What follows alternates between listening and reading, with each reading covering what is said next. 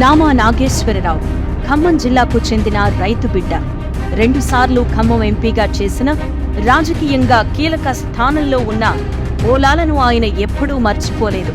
రైతు కూలీగా, రైతుగా సాగులో పడ్డ కష్టాన్ని ఎప్పుడూ గుర్తుంచుకుంటూనే ఉన్నారు. రైతు కుటుంబంలో పుట్టడంతో నాగేశ్వరరావుకు రైతుల సమస్యలు బాగా తెలుసు. ఏ సందర్భంలో రైతులు ఇబ్బందులు పడతారో, ఆరుగాలం శ్రమించిన కష్టానికి తగిన ఫలితం లేకపోతే ఎంతలా కుమిలిపోతారో నామా నాగేశ్వరరావుకు చిన్ననాటి నుంచే తెలుసు. ఎందుకంటే నామా నాగేశ్వరరావు తండ్రి ముత్తయ్య రైతు. పొలంలో పనిచేస్తూ కుటుంబాన్ని పోషించేవారు. తండ్రి కష్టాన్ని నాగేశ్వరరావు చిన్ననాటి నుంచి చూస్తూనే ఉన్నారు. అందుకే యుక్త వయస్సొచ్చాక అవకాశం దొరికినప్పుడల్లా తండ్రితో పాటు నామా నాగేశ్వరరావు కూడా పొలం బాట పట్టేవారు. నాడు 3 రూపాయల కూలీకి పనిచేసేవారు. ఆ 3 రూపాయలు సంపాదించాలి అంటే ఎంత కష్టపడాలో, కూలీల కష్టమేంటో చిన్నప్పుడే తెలుసుకున్నారు.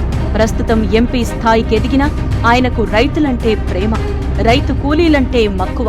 తనకున్న అధికారంతో చాలా సందర్భాల్లో రైతుల సమస్యలను పరిష్కరించారు. ఇప్పటికీ పరిష్కారానికి కృషి చేస్తూనే ఉన్నారు.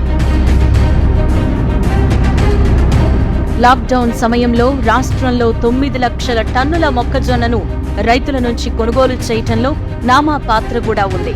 రైతులు ఇబ్బందులు పడొద్దని రైతుల దగ్గరికే వెళ్లి పంట కొనుగోలు చేసే పద్ధతికి ఖమ్మంలో శ్రీకారం చుట్టారు.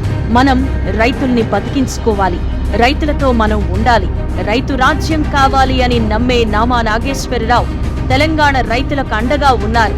రైతు బిడ్డగా రైతు సమస్యలను నాటి ముఖ్యమంత్రి కేసీఆర్ దృష్టికి తీసుకువెళ్లి పరిష్కారానికి కృషి చేశారు. అందుకే మరోసారి ఎంపీగా నామా నాగేశ్వరరావు గెలిస్తేనే రైతులకు న్యాయం జరుగుతుంది అని చాలా మంది నమ్ముతున్నారు.